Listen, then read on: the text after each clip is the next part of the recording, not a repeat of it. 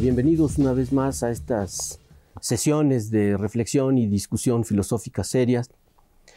El día de hoy me es a mí particularmente grato porque tengo el privilegio de tener aquí en el estudio a dos personas que fueron maestros míos hace ya algún tiempo. En primer lugar está aquí la doctora María Rosa Palazón, maestra de Estética, la Facultad de Filosofía y Letras, quien fue maestra mía hace 35 años. No sé si te acuerdas, María Rosa, de todo eso. Bienvenida aquí al estudio. Gracias.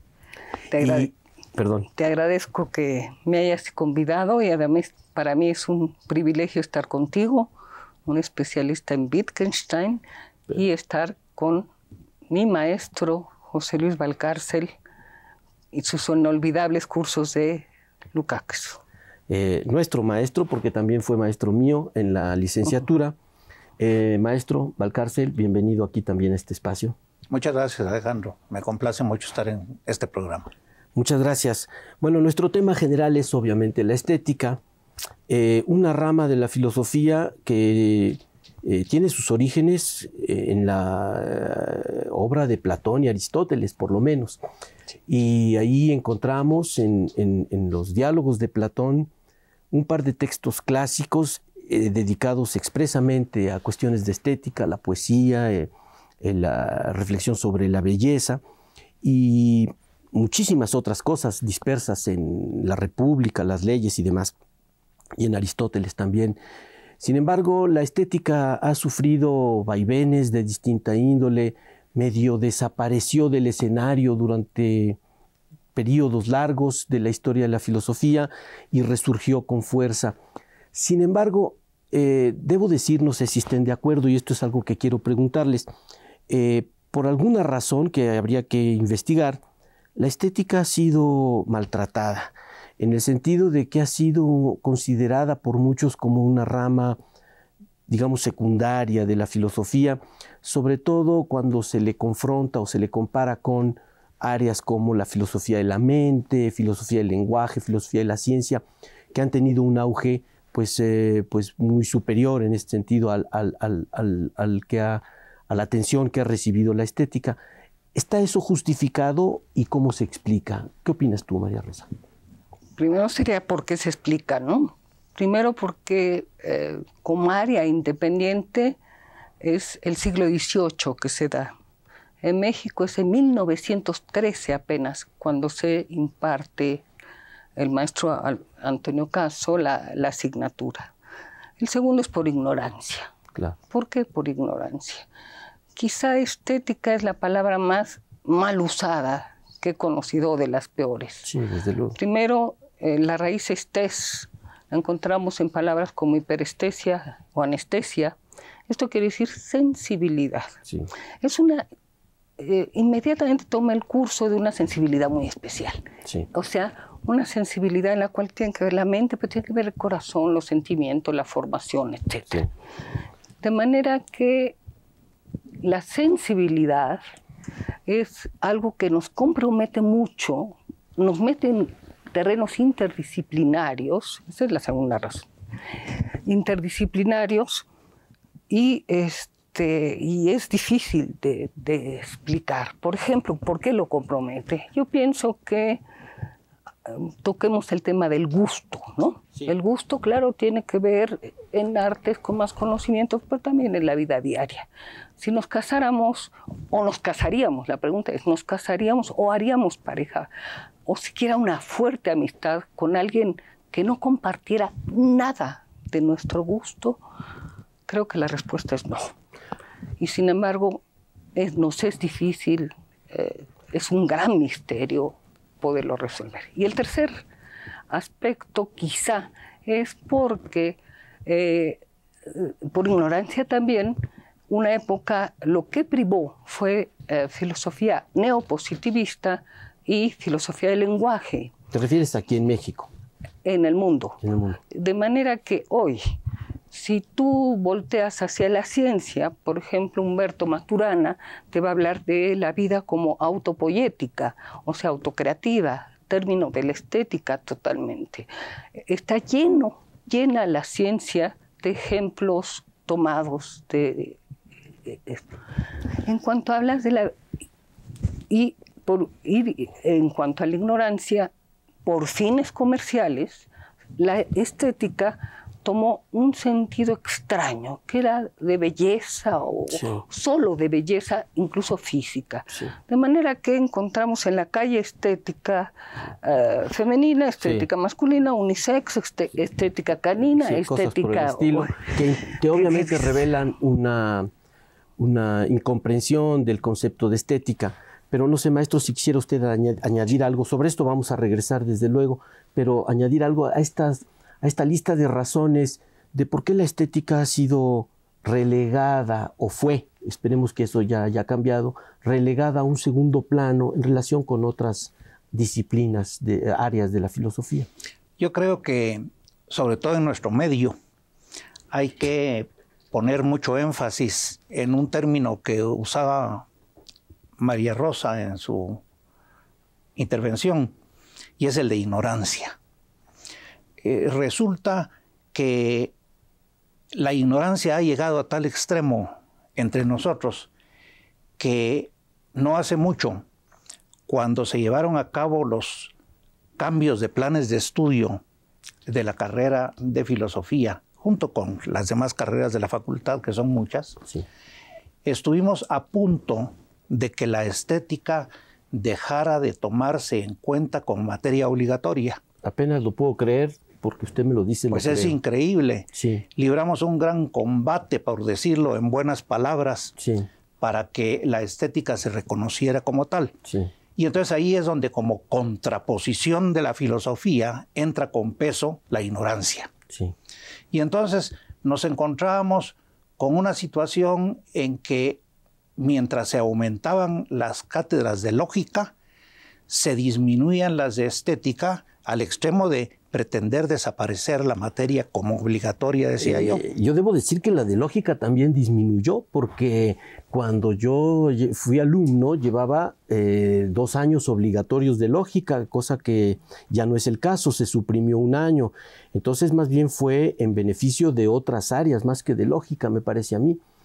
Pero bueno, ok, entendiendo estas vicisitudes de la carrera de estética, para ilustrar a ayudar a nuestros auditores, escuchas, a introducirse en la temática, digamos, ¿cuáles son los grandes temas de la estética? Uno puede pensar en, por ejemplo, teorías del gusto, como tú mencionabas, teorías del conocimiento, estético, artístico, teorías de la realidad como reflejo, cosas por el estilo. ¿Cuáles serían las grandes áreas temáticas de la estética? Así Desde luego, tal vez te hablaría desde un sentido más contemporáneo, sí, ¿se vale? Existe un área que se llama hermenéutica que no existiría sin la estética. Desde luego Gadamer dice que la estética no sirve, pero se refiere a que al lado epistemológico, al lado de la teoría del conocimiento, porque piensa en la música, y la música no tiene semántica, es decir, no habla del mundo, habla de sí misma, es un lenguaje autorreflexivo. Y él siempre tenía en mente la literatura. Pero, desde luego, no habría matemáticas sin música. Entonces, hay un área que son filosofía de las artes, y esas filosofías de las artes se estudian epistemológicamente, en teoría del conocimiento, se estudian sociológicamente, se estudian, por ejemplo, de verdad, lo que llamamos mundo de arte existe, o es algo que hemos inventado, existió religiosamente y estamos conservando el sentido mítico que tuvo. Se habla en todas las áreas, realmente en todas las áreas. ¿Cómo puedo hablar de cualquier tema de filosofía de los hechos, filosofía empírica, sin hablar de sensibilidad? O sea, tú dirías que la estética de uno u otro modo se infiltra en todas las esferas de la vida humana y que ha sido un error no concederle la importancia que de hecho tiene. Así es. Maestro, ¿cómo apreciaría usted el asunto? Bueno, como se ha tocado ya por parte de María Rosa, la cuestión del gusto. Yo quiero enfatizar en torno a esto y en contraposición a lo que se decía antes de la ignorancia. Sí. Porque el gusto se forma y se conforma socialmente en medios determinados, pero sobre todo con relación a los objetos con los que se puede entablar el gusto. Y entonces, si alguien no ha tenido relación con el arte, bueno, mal puede tener gusto por el arte.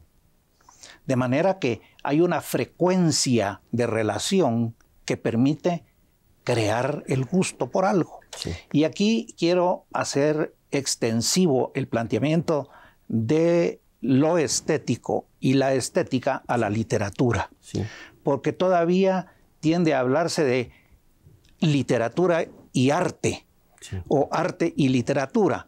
Bueno, la literatura es una expresión artística con sus características propias, como cada una de las artes tiene sus propias características. La estética es la que va a tomar en cuenta esa diversidad de características para hacer una generalización. Una reflexión pero sobre la base de tener relación con los objetos de arte o los no artísticos propiamente, pero que son susceptibles de adquirir gusto por ellos. Con lo que usted está diciendo, maestro, nos permite, yo creo que acotar bien el ámbito de la estética. La estética es esa rama de la filosofía que se ocupa de la creación artística, de la producción artística, de las obras de arte, de la experiencia estética, de todo lo que tiene que ver con aquello que calificamos de bello, de sublime, de bonito, de grandioso, grotesco, cosas por el estilo. ¿Estaríamos de acuerdo, digamos, tendríamos así una idea más o menos clara de cuál es el ámbito de acción de la gente que reflexiona en estética?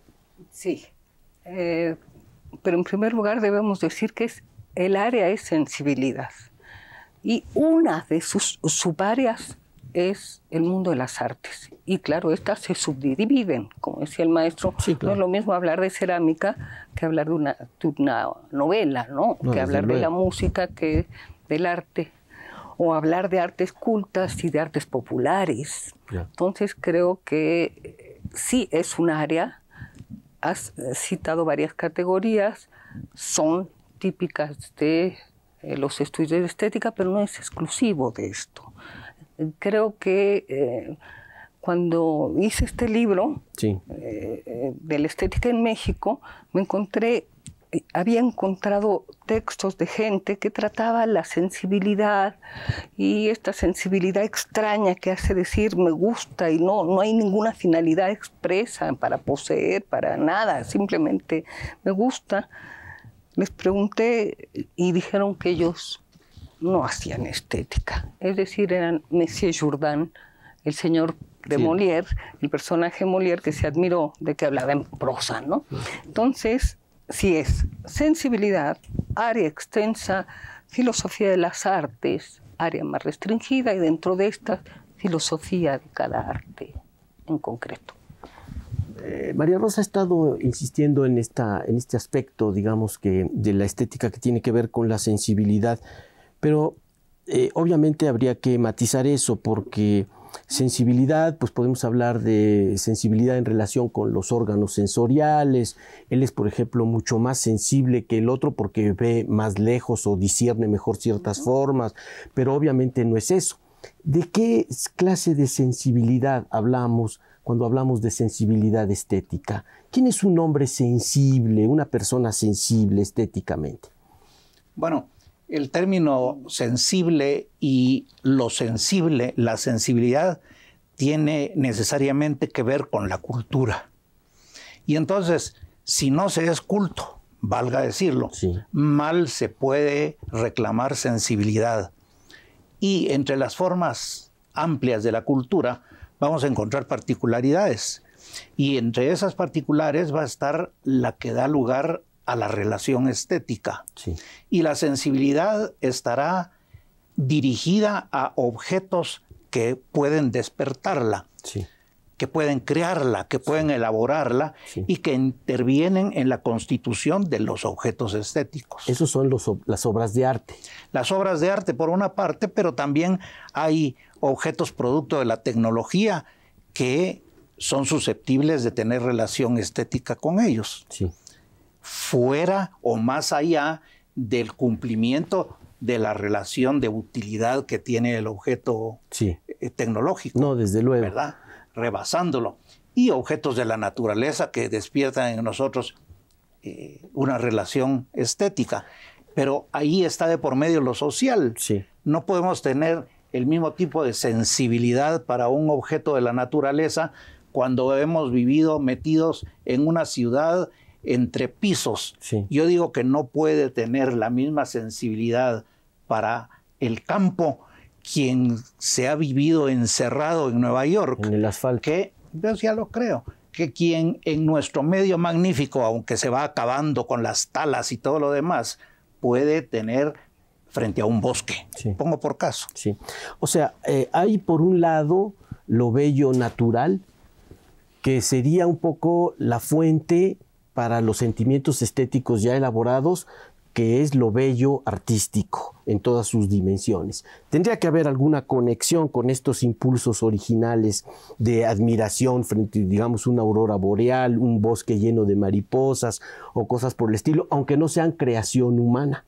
Pero realmente lo específico de la estética empezaría con algún tipo de creación humana, obviamente históricamente condicionada, socialmente condicionada, pero allí es donde empezamos, es decir, cuando el hombre genera artefactos, objetos que tienen ciertos efectos en la sensibilidad humana a la que ayudan a desarrollar y que le generan experiencias de alguna especie. ¿Estarías de acuerdo con eso?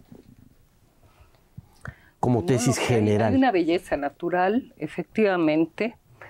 Y hay una vieja idea griega que los dioses encarnan, y el momento que el dios encarna es una persona bella.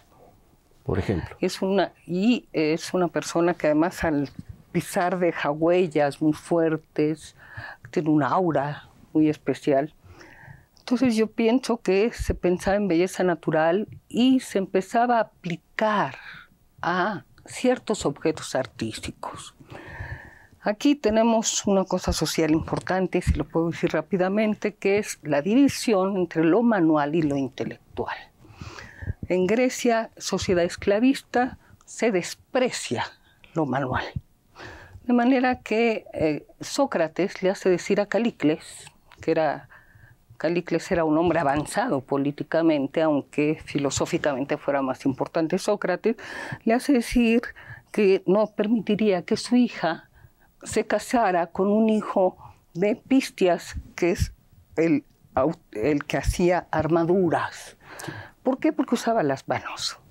Esto nos ha llevado a, ahora vamos a lo social, esta categoría de lo bello, que parece que lo bello no está en lo manual, también tiene algo intelectual, espiritual, muy elevado, dicho de manera un poco improvisada, nos puede llevar a este problema social.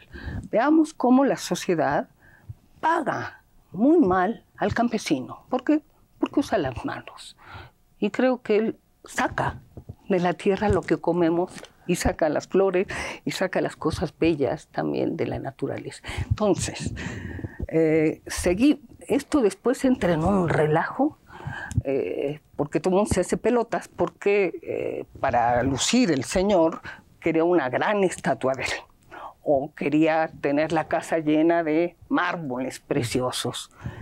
Y entonces entran una serie de artes que son exactamente manuales. Entonces se hacen clasificaciones de bellas artes en el siglo XVIII, en el diccionario francés, en el cual tienen que meter la pintura, por ejemplo, la escultura, la cerámica.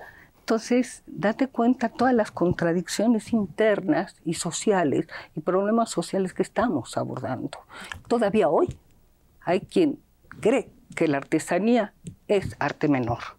Ya. Y yo te puedo decir que cada 25 años cambia, a veces para bien y a veces para mal.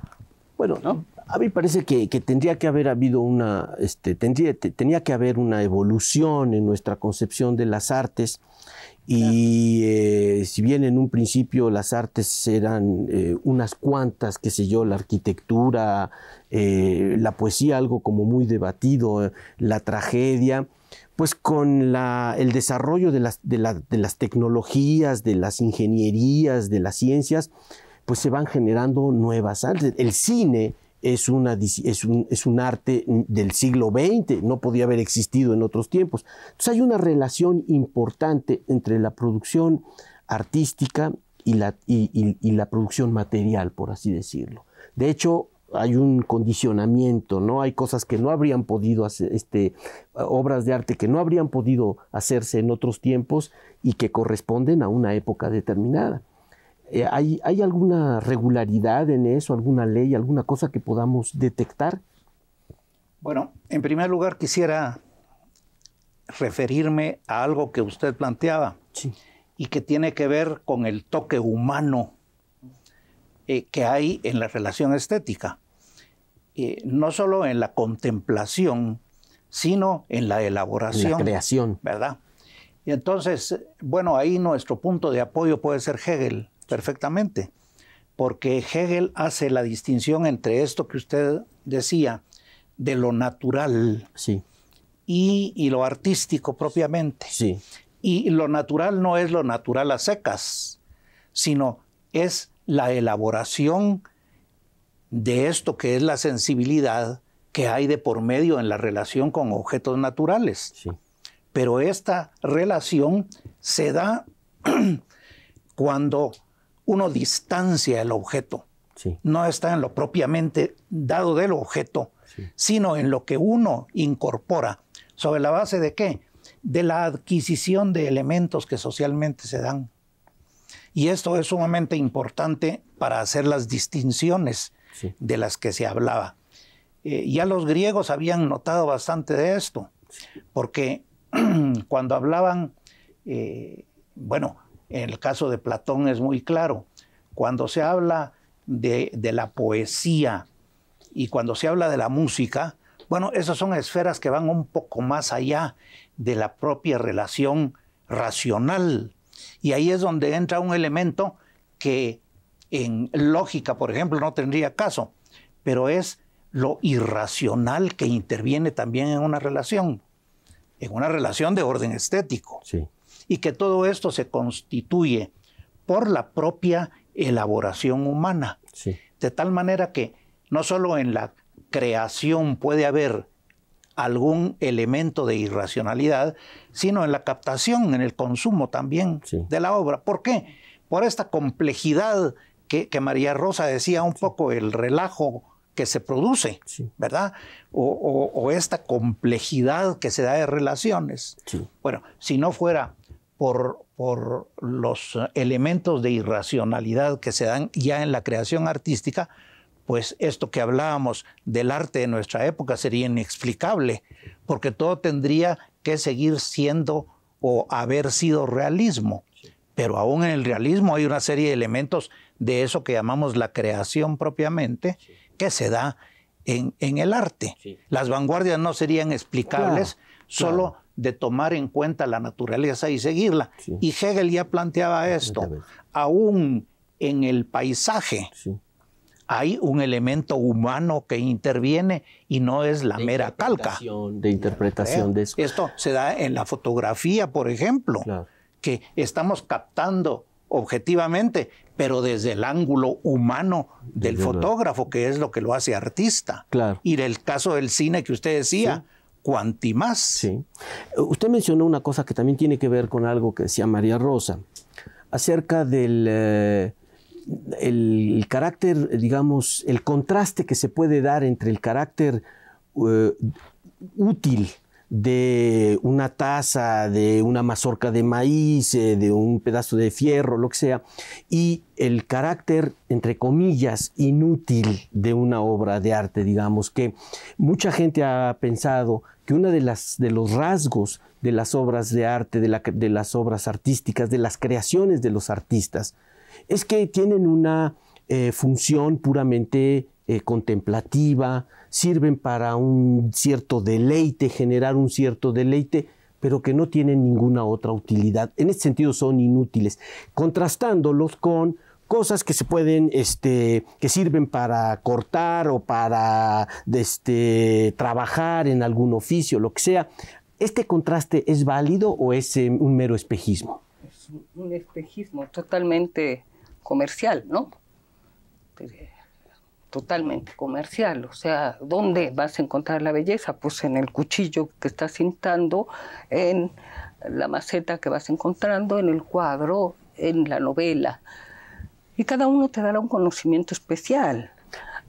Claro que va a darte placer. Eso. Por ejemplo, a la casa del maestro Valcárcel entras y es un juego de placer popular y de placer culto maravilloso, ¿verdad? Es así, te llena la vida. Digamos, ¿no?, que con un valor en sí mismas estas cosas, no con un valor útil, instrumental. Sí es útil, porque él lo hace para sentirse bien en su casa. Sí, pero para generar un placer estético, no un placer derivado de la utilidad de esos objetos para otras cosas. Ese era el contraste que queríamos marcar. Sí, yo lo que trato de decirte es lo siguiente. La función utilitaria, la función teórica y la función estética no están separadas. En un momento puedes poner en primer lugar la función estética. Esto más me gusta que me interesa, ¿no? Pero nunca van separadas. Una novela te enseña a conocer una sociedad. ¿Con qué? Con personajes ficticios, en situaciones ficticias, pero aprendes lo que es una sociedad. Sí, no nada más es el placer. Bueno, tenemos que hacer una pausa, esto está interesante, pero regresamos en un momento. Gracias.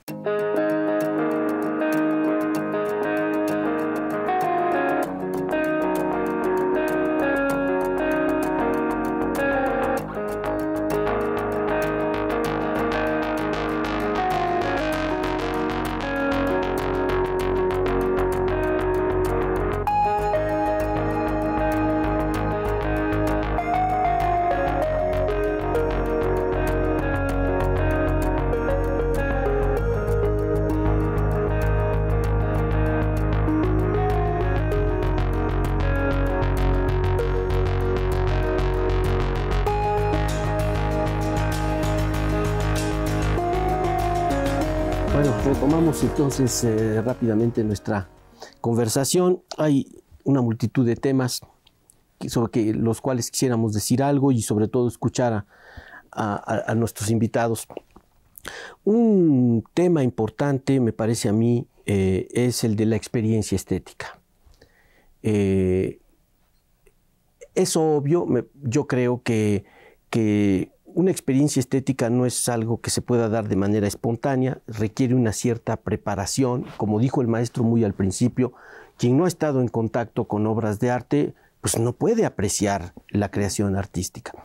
Entonces, ¿cuándo podríamos decir que alguien tuvo una experiencia estética, que realmente disfrutó algo, que entendió la obra de arte? Porque hay un elemento de comprensión que es muy importante. Una obra de arte, es decir, cuando uno está frente a una estatua, no nada más es ver la forma, es aprender a discernir el gesto, la expresión, toda una serie de cosas. Entonces es cuando decimos, bueno, si hay una experiencia de por medio. El objetivo es tener experiencias estéticas. ¿Cuándo se produce? ¿Quién tiene una experiencia estética? Aparte del creador, digamos, del artista. Yo creo que cualquier ser humano. En principio. Cualquier ser humano, en principio, y alguna vez en su vida todo mundo.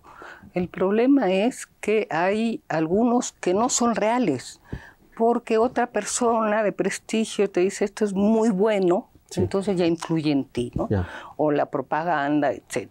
Pero cuando usas tu libertad y dices, a mí esto me gusta, a mí me parece bello, sí, y lo dices espontáneamente, en ese momento hay una experiencia estética. ¿Usted estaría de acuerdo con eso, maestro? Bueno, es parte de lo que es la relación social con el arte. Sí.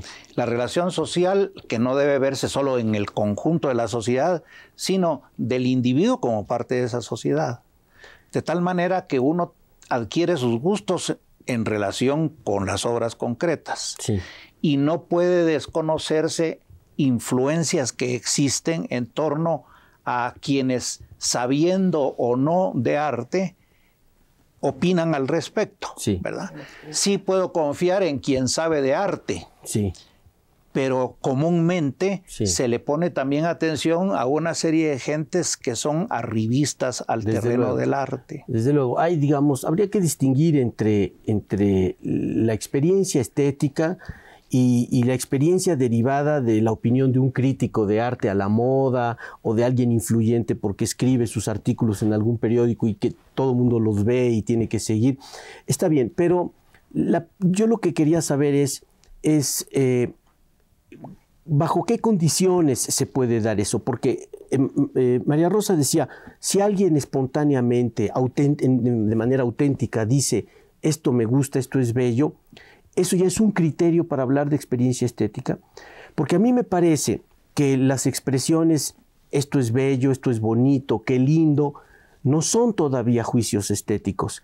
El juicio estético aparece cuando viene una explicación, ¿no? Es decir, cuando rebasamos el plano de lo bonito y lo bello y todos estos adjetivos y podemos decir por qué. Es decir, la película de, qué sé yo, Luces de la ciudad es una hermosa película. ¿Por qué? Porque ahí hay un drama en donde un invidente se enamora y hay una tensión. Y yo ya doy una explicación en donde yo ya dejé atrás lo bonito y lo bello. Este conocimiento técnico de la obra es fundamental. Y si no se da, pues ¿cómo va a haber experiencia estética? ¿No estaría usted de acuerdo con eso? Fíjese que usted está tocando el punto que está a discusión y un poco de moda en México. Yo quiero decirlo antes, en que ese conocimiento al que usted se refiere va a recaer sobre la impresión, en principio, pero sobre el análisis que uno haga de la estructuración de la obra. Claro. ¿Verdad? Y cuando digo que está de moda es porque hay una película hoy en México en torno a los mayas, de Mel Gibson, que es desastrosa. Pero bueno, para la gente está, en algunos casos, gustándole. Y en otros discutiéndola sobre asuntos que no tienen que ver nada con la película. No se trata de una película antropológica, pero ahí abundan quienes dicen que los mayas eran de tal manera o no lo eran. Sí. Ni es una película histórica para que estén diciendo que no se reconocieron unos elementos magníficos de la cultura maya. No, la película es pésima, ¿verdad? Porque está mal articulada. Claro. Y si uno sabe de cine porque ha visto cine y ha leído en torno al cine y todo esto le ha permitido una formación de carácter cinematográfico, que le permite inmediatamente descalificar a la película. Claro, hay escenas de más o escenas de menos, claro. Hay saltos en las secuencias, la actuación es defectuosa, los diálogos deben ser banales o triviales o cosas por el estilo. Entonces uno dice, esa película es mala, pero porque uno dio las razones. Lo mismo un concierto que un libro, ¿no? No es, digamos, yo estoy de acuerdo, como dice María Rosa, en que en principio cualquier persona puede gozar de estas cosas, pero sin un conocimiento mínimo del arte en cuestión, de las técnicas involucradas, pues es difícil, ¿no? Por eso mucha gente queda fuera de eso. Tienes razón, pero estás... lo que Kant llamó juicio del gusto lo está reduciendo a una interjección. Y no es una interjección, porque al menos dicen esto es bello, esto es feo. Sí. También puede haber gusto Sí. negativo. Al decir esto es feo, voy a decir por qué lo decimos. Sí. No es que no haya un juicio crítico posible que se pueda elaborar, porque yo lo digo en busca de la comunión con el otro, de la comunidad con el otro. Es decir, si yo te digo, mira qué bello, quiero que tú reacciones como yo, para encontrarnos, para encontrarnos. Si yo dijera solamente, ay, pues sería mi dolor, o puf, sería simplemente una reacción física. No, yo estoy haciendo toda una maquinación espiritual, una maquinación mental para decir esto, espero que nos una. Por eso lo expreso. Si no, simplemente lo mantendría en silencio. Que no es un juicio estructurado como juicio, sujeto, verbo, complemento, que no es un enunciado verdadero o falso, una preposición, que tampoco es una crítica de arte, tampoco es una historia, de acuerdo, es algo que busca la comunión, la comunidad. Por eso uno de los aspectos fundamentales de la estética es esto de el unirnos, el hacer comunidades sociales. Sí. Bueno, íntimamente relacionado con eso está el otro gran tema que es fundamental, lo hemos tocado así de paso nada más, que es la naturaleza de la obra de arte, ¿no? Tú mencionabas al principio esta conexión con los objetos y esta idea disparatada de pretender hablar de obras de arte al margen de los objetos materiales. Eso no tiene ningún sentido. Realmente, aunque Sartre en su reflexión sobre la obra de arte dice unas cosas que a más de uno nos dejan boquiabiertos, ¿no? El objeto de arte como algo que se proyecta allí en un lienzo, pero que es diferente de lo que está allí, cosas fantásticas realmente. Pero bueno, la obra de arte, desde un punto de vista ontológico, maestro, es decir, la naturaleza, su constitución, ¿cómo podríamos caracterizarlo? Porque no es nada más un objeto material y no es un objeto mental, no es privado, sino es de todos. Una obra de arte es pública, nos pertenece a todos. Un mural de Diego es para todos nosotros, una sinfonía es para todos nosotros, pero la sinfonía puede estar en un disco y la pueden estar escuchando en este momento en China y en la Patagonia. Entonces, es un objeto que puede estar en muchos lados al mismo tiempo, que no es físico, que no es privado, que no es mental. ¿Cómo caracterizamos la obra de arte? Bueno, yo comenzaría por decir que el objeto artístico se constituye como tal. Sí. No existe de por sí, no, claro, sino existe para nosotros, y ahí es donde se da esta comunidad. Sí. ¿Y cuál es la comunidad que asimila y se relaciona? Pues los que tienen efectivamente relación con el arte. Porque el ejemplo que usted pone de la música, sí, ¿verdad? Bueno, la música nos resulta magnífica a quienes tenemos algún antecedente de relación con la música. Sí. Pero la más importante de las orquestas sinfónicas que venga a México no le va a comunicar igual a quienes van a asistir a Bellas Artes ese día para poder exhibir el último vestido de la moda, sí, ¿verdad? El que regresó de París, sí, sí, lleno de trapos. Sí. y se acerca a Bellas Artes, se exhibe como público, pero no capta la música como tal porque no tiene antecedentes. No está en esta relación directa con la obra de arte. Exacto. Entonces, esto ontológico que usted plantea está dada en la relación sujeto-objeto y la comunicación social que se ha adquirido con el objeto. Pero entonces usted diría que la obra de arte resulta de esta interacción entre un objeto determinado y un sujeto que la percibe o la aprecia. Ahí es donde se da la obra de arte, al margen, por ejemplo, del objeto material, el objeto material como una causa de que surja el objeto artístico. Yo digo que el objeto material es donde está sustentado el objeto constituido. Sí. Porque hay muchos millonarios, ¿verdad? Sí. Que tienen varias obras de arte carísimas. Sí. Y las tienen en una caja fuerte. Sí. O cuando hay una recepción de importancia, las sacan del banco y las llevan a poner a la pared. Sí. ¿Pero para qué? Para que los otros grandes adinerados sepan que tiene esa obra. Entonces, para ellos, ¿verdad?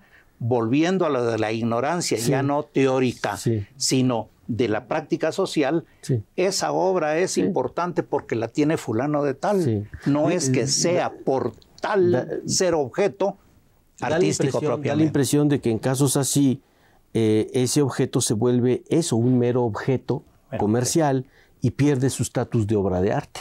Porque una obra de arte es esencialmente algo para la contemplación, para ser disfrutado, para ser apreciado. Y una obra de arte metida en una caja fuerte, pues no es obra de arte, ¿no? Bueno, yo la pregunta la regresaría. Es muy difícil contestar qué es ontológicamente. Lo primero que diría yo es que es lenguaje, no lengua, lenguaje. Es aquello, es un simbolismo. Puede ser un objeto, puede ser un mimo en el cual hay un significante o formas expresivas con contenido. Ese es el primer elemento. No todo es lengua. En la literatura tal vez sí, pero hay lenguajes. Sí. Entonces es un ser de lenguaje, es un ser de trabajo. Sí. O sea, la creación es una forma de trabajo. Sí. El tercero es una forma de recibirlo y de hacerlo que hace juego. Es decir, disfrutar ese momento. Si no disfrutas una obra de arte, aunque estés llorando en la película, etc., al final, esta forma final de disfrutar la obra de arte hace que sea una definición ontológica, el disfrutar. Por eso es importante disfrutar el momento, es un juego. Sí. Es como el que se aburre en un juego ya no juega. Sí. Igual, el que está leyendo una novela y se aburre, pues que deje de leer esa novela y busque otra forma artística. Y también, estoy de acuerdo, es una forma de interacción humana, pero esto cae dentro de la sociabilidad del ser humano. Una forma, tal vez, originada, como tú has sostenido en estos libros, se recoge una forma tal vez originada en relaciones en que estamos buscando algo más allá de la vida cotidiana, quizá un ser, algo trascendente, un dios, un santo. De hecho, G. Moore, en su famoso libro de Principia Ética, al final del libro, El Ideal, habla de los momentos importantes de la vida y menciona las relaciones amistosas, la amistad y el disfrute, el goce estético como algo que realmente es lo más valioso, lo más incomparable, digamos, frente a otras cosas, que tiene un valor per se propio. Y es por eso que la estética pues reviste la importancia y debería revestir la importancia que tiene, porque apunta a estas experiencias últimas. Cuando yo disfruto algo, como dice María Rosa, aunque me haga llorar, ahí hay una gran emoción, una cosa que tiene un valor por sí mismo y no para otras, para obtener nada. Es ese objeto el que me gusta. Puede ser un cuadro, puede ser una exposición, ¿no? Yo creo que son los momentos realmente excelsos, ¿no? Naturalmente. Naturalmente, y esto nos confirma la pregunta que hace ahora o el comentario que hace usted, con este planteamiento del elemento social que va de por medio, no solo en la posibilidad de tener acceso al objeto estético, artístico, sino el de haberse podido introducir por formación a ese objeto. Sí. E indudablemente que la relación estética es eso, el placer más inmenso que se puede vivir, sí, pero solo sobre la base del antecedente de haberse relacionado antes con el arte. Abundan viajeros de turismo, sí, que vienen y viven felices del viaje. Sí. Lo único que no se les ocurrió fue ir a un museo. Sí. ¿Por qué? Porque es una pérdida de tiempo, según dicen, sí, ¿verdad? Porque el shopping resulta más atractivo. Sí. Bueno, en nuestro caso tal vez sería la inversa. Sí. ¿Pero por qué? Porque tenemos antecedentes de esta relación y nos interesa ir a ver al autor X al museo, no una vez, cuantas veces tengamos la oportunidad. Y nos interesa además promoverlo para nuestra gente, nuestro pueblo. ¿Qué mejor que el pueblo de México, sus estudiantes, tuvieran acceso a estas cosas y pudieran tener estos momentos de deleite y de disfrute que desafortunadamente muy pocos tienen, ¿no? Yo creo que esto es muy importante. En esto quisiera intervenir, sí, desde luego, por dos aspectos. Uno, por la relación con nuestros amigos o el ámbito donde nos movemos, sí, ¿verdad? En que podemos estar haciendo el comentario y el recuento de lo que hemos visto. Sí. Y el ejemplo que usted nos pone del arte mexicano es importantísimo. Lo único es que la conclusión nuestra va a ser en el sentido de encaminarlos a que vayan a contemplar la obra. Claro. Porque lo que nosotros estaremos dando en otro caso es de información semántica, sí, pero no artística, sí, no estética. Sí. Eso hay que ir al objeto. Hay que familiarizarse. Exacto. Con eso. Y por otra parte, en la cuestión teórica, a mí me parece que este libro de María Rosa, La estética en México sí, del siglo XX, es la manera magnífica de comunicación de lo teórico que se ha hecho en torno a la estética en México. En México, sí. Yo insisto en apreciar el libro y darlo a conocer, porque en México se tiene la mala costumbre, no sé si por desgaste intelectual o por poca preocupación o por otros elementos, sí, también, sí, que tiende a desconocerse lo que se ha hecho en México en materia filosófica. En nuestro propio, ¿verdad?, ámbito. No digamos en estética. Sí. Entonces aquí va a encontrar el lector, el interesado en la estética, todo el asunto que se ha venido elaborando en nuestro medio. Que es bastante rica la estética mexicana, a final de cuentas, ¿verdad? De hecho, tenemos un gran maestro en la Facultad de Filosofía y Letras que le ha dedicado mucho a esta área, que en términos de divulgación y de aportación, que es el maestro Sánchez Vázquez. Usted lo conoce bien, maestro, ¿nos podría decir algo acerca de su trabajo? Bueno, lo conozco tanto como ustedes, ha sido maestro de todos nosotros. Nos ha orientado en el trabajo de la estética.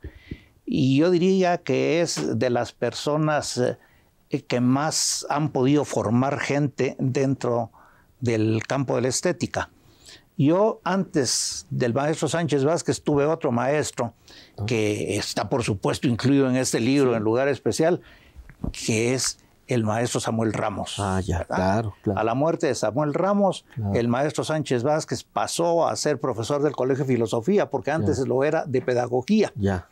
Y entonces nos pudo dar toda esa riqueza de material. Sí, sí. Yo tuve el privilegio de haber sido ayudante de su cátedra. Excelentes, ¿verdad?, escritos tiene, efectivamente, recogidos ahí también. Y he sido comentarista de la obra del maestro Sánchez Vázquez. Sí. Y en ese sentido me quiero preciar de haber sido el primer comentarista de la obra del maestro Sánchez Vázquez en Dianoya, sí, la revista que ya no existe como anuario, creo yo, no, sino que ahora es semestral o algo así, 3 veces al año, del Instituto de Investigaciones Filosóficas.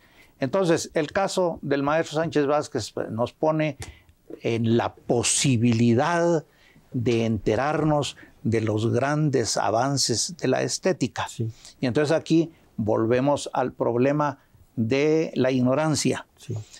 ¿Cómo puede apreciarse la estética como cuestión teórica si no se asoma uno a los textos de estética? Pues, y ahí es donde quiero consolar a los que andan por otras vías para decir que hay que distinguir lo que es el arte como tal y lo que es la estética como estudio de los fenómenos y las relaciones estéticas. Claro. Y entonces, aquí sí, en la cuestión teórica, no falla el asunto de la racionalidad y de la consistencia. No, desde luego, pues es ¿verdad? Un asunto de reconstrucción y de explicación. Claro, entonces la racionalidad está presente, en donde, si entiendo bien lo que usted dice, la irracionalidad aparece, es en la creación y en cuando está en juego la subjetividad humana, ¿no? Ahí es donde aparecería.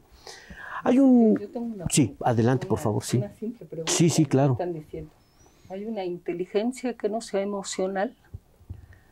Bueno, digamos que hay cierto tipo de trabajo quizá digamos esa clase de trabajo que se acerca más a lo que hace una computadora, en donde quizá las emociones no cuenten mucho, aunque yo estoy seguro que más de un matemático protestaría y nos diría que está emocionalmente hundido en su trabajo. Pero no, bueno, ahí hay pasión de otra naturaleza también, pero digamos que la emoción estética tiene sus peculiaridades y se podría distinguir de otra clase de emociones, ¿no? Hay muchas ocasiones en que a uno le late el corazón por muchas razones, pero no siempre es por razones estéticas. Entonces, bueno, lo que nos importa es esta caracterización tan difícil de hacerlo.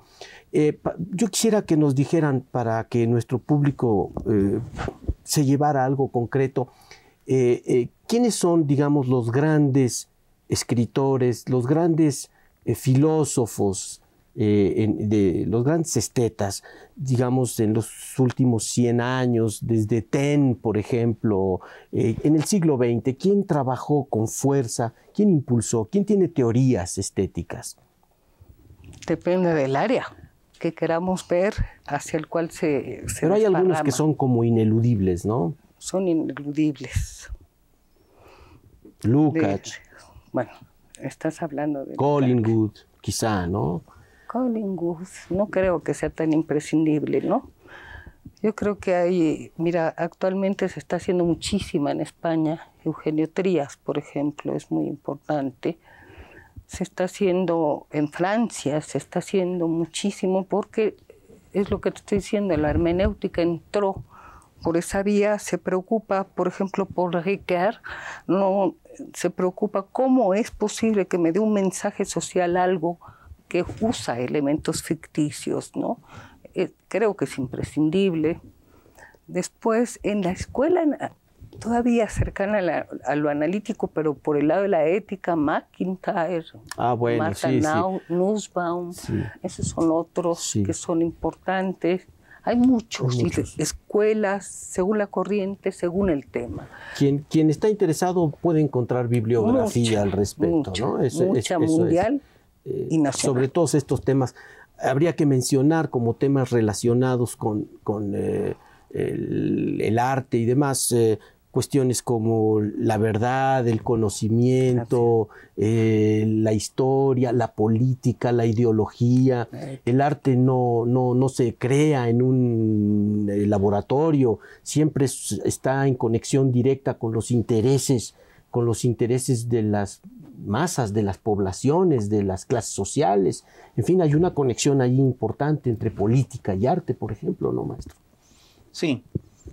En tendencias de estudio y de elaboración teórica, ya lo creo que hay mucho al respecto. Sí.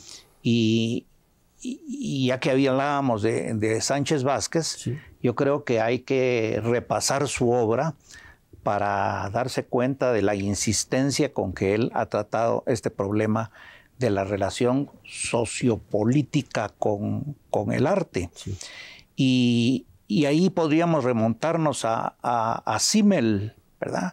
Que da antecedentes en su obra del tratamiento sociológico que hay que concederle al arte. Y sin hacer un sociologismo, por supuesto, sino tomar en cuenta los referentes sociales que hay en la elaboración, en la construcción artística. Y Ortega y Gasset apuntó también por ese lado de tomar en cuenta este tipo de relación. De manera que ahí ya encontramos un antecedente, siendo Simmel el primero que en realidad trabaja con esa relación social. Bueno, desafortunadamente tenemos que dejar una vez más muchos temas interesantes, apasionantes fuera de la plática, pero regresaremos pronto. Muchísimas gracias. Gracias. Sí.